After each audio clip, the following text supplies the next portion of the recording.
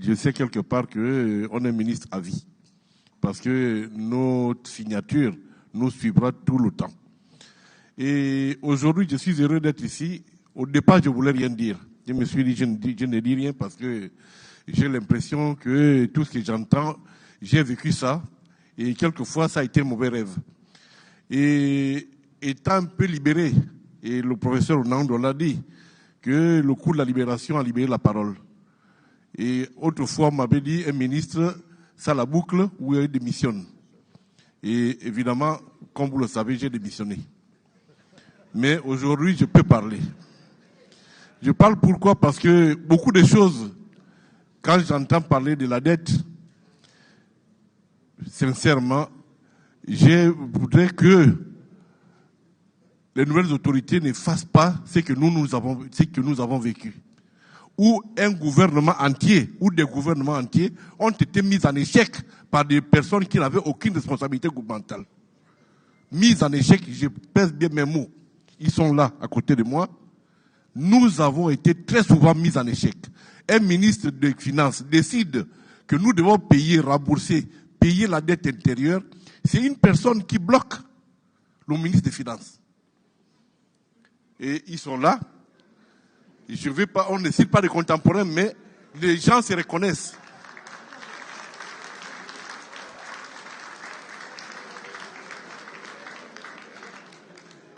Et après, vous apprenez que le pays est mis à défaut de paiement.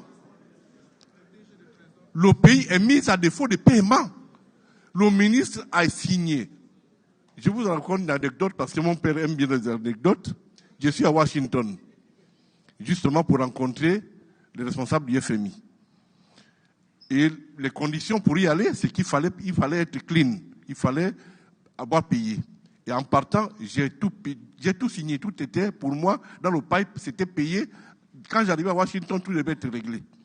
Je suis réveillé à 2 heures du matin pour me dire, mais le paiement que le FMI attend n'est pas arrivé. Donc, vous n'avez pas droit à la parole demain. J'ai dit, comment ça?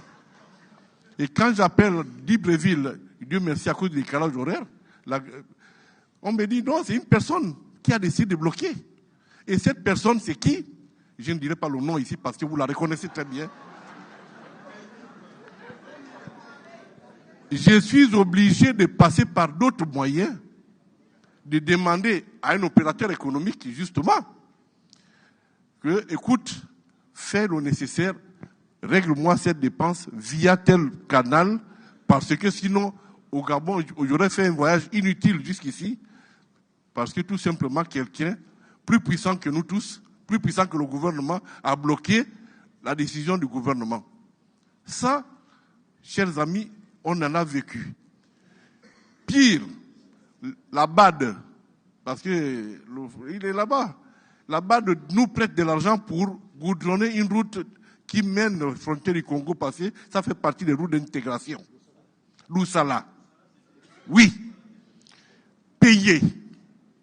Une personne décide que la route ne part pas d'Oussala, il faut l'envoyer ailleurs.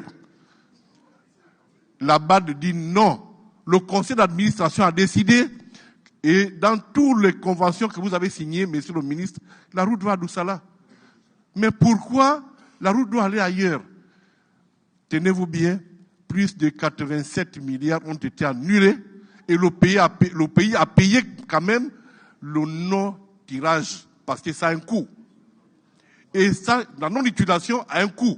Et nous avons payé sans rien avoir obtenu. Parce qu'une certaine personne a bloqué la décision de tout un gouvernement. Oui, Gaspard, c'est ça aussi des choses que tu retrouves dans ta dette, que nous sommes obligés de rembourser, parce que d'autres personnes ont court-circuité systématiquement le gouvernement. Et on se retrouve en disant non, les ministres sont des incompétents, les gouvernements sont des incompétents, mais ces pauvres gouvernements, lorsqu'il y a des personnes qui sont en dehors, sont plus puissantes que le gouvernement, que pouvez-vous faire? Et ça, M. Bichalou a parlé du club de Libreville. Oui, j'ai autorisé qu'on paye le club de Libreville. Mais à ma grande surprise, c'est lorsque je suis réveillé, le matin, on me dit, mais le club n'a pas été payé. Pourquoi? Le pauvre mon pauvre directeur général de service du Trésor, il est quasiment à larmes pour me dire, monsieur le ministre, je ne pouvais pas vous réveiller à telle heure parce que quand nous avons envoyé le virement, j'ai reçu un compte-ordre pour dire ne payez pas là-bas, payez là-bas. Qui vous a donné l'ordre? Vous savez qui?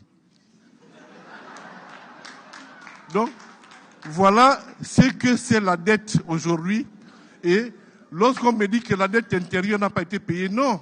La dette intérieure, vous vous souvenez, M. Beka, nous avons discuté où la priorité du Gabon, nous l'avons mise dans deux choses. Moi, je m'étais dit, je ne m'endette pas. Je ne m'endette pas parce que, premièrement, il y a des ressources locales qu'il faut aller récupérer. Il y a des ressources locales. Les entreprises, je ne dirais pas de nom, devaient des sommes énormes. Lorsque j'ai fait mon tableau, j'avais plus de 780 milliards que je pouvais récupérer en moins d'un an.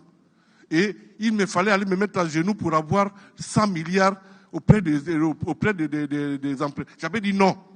Tu ne peux pas aller prendre 100 milliards en me mettant à genoux alors qu'en étant debout, je peux récupérer 780 milliards. Mais, mon Dieu, ça a été la croix et la bannière. Donc, sincèrement, cette question des dettes, ça fait très mal d'en parler parce que nous vivons des cauchemars parce que quelqu'un a dit, le professeur Gangou a dit, que le fonctionnaire lui a dit que quand il fallait payer l'échéance, il perdait le sommeil. Mais moi, je perdais des cheveux. Je perdais des cheveux. Et j'ai un petit frère qui n'est pas là, hein, il est maintenant à la présidence. Encore heureux pour lui qu'il soit là-bas. Mon frère Franck Yann Koubje, directeur du Trésor, il m'a dit, mais monsieur le ministre, je ne sais pas, je n'ai jamais eu mon cœur qui bat plus fort que la moyenne, parce que lorsqu'il faut payer, mais je n'ai rien, et quand je vous appelle, vous dites, mais touchez tel compte, mais moi-même je sais que ce compte n'y est plus. Mais qui vous a demandé de toucher ça? Moi, je sais que j'ai une réserve quelque part, mais cette réserve n'y est plus. Pourquoi? Parce qu'il y a d'autres personnes qui interviennent. Donc, sincèrement, s'il y a quelque chose à faire, c'est dans la gouvernance de nos finances publiques. On ne peut pas être ministre de l'économie et des finances et ne pas avoir la maîtrise de la caisse. On ne peut pas être ministre. J'ai la faiblesse de croire que mon frère qui est là, il n'a pas ces mêmes problèmes. Sinon, il va rentrer dans le club qui est le nôtre.